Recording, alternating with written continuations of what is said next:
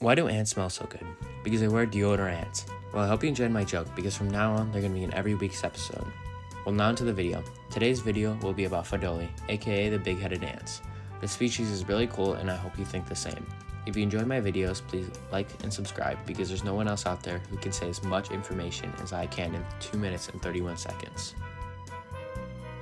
First of all, I'll talk about the habitat this genus likes. I'll also talk about where you can find them. Like every week's episode, I'm talking about a genus and it's impossible for one whole genus to like the same habitat. An example of a species that is invasive and lives in my country is Pheidole megacephalia. They are very widespread and sometimes locally very abundant, from southern Florida to Bermuda to the Bahamas and south through the West Indies, to southern Mexico and as far as Central America, to as far south in South America, Santa Catarina, Brazil.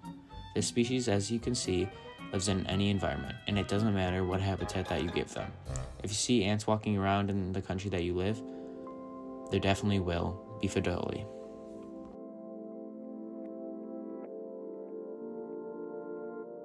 What do I like about this genus? I like a lot of things. One is that they're found almost anywhere in the world. I find that sometimes that a really cool species of ant is found somewhere else. I tell myself that I wish that I lived there. But for this genus, you don't have to worry, because they're found everywhere.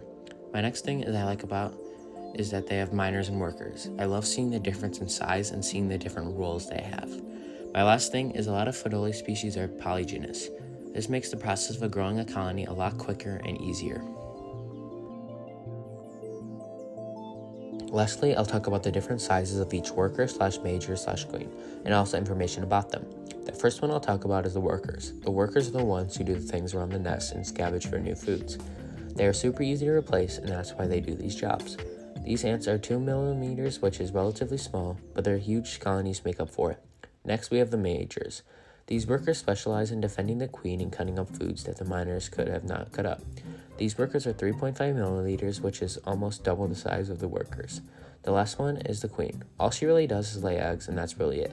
Pheidole tends to be a polygynous species, which if you're new to ant keeping, this is when a colony has more than one queen. If you want to know if this Pheidole species that you have around you are polygynous, then I just ask people around you and see what they do with their Pheidole.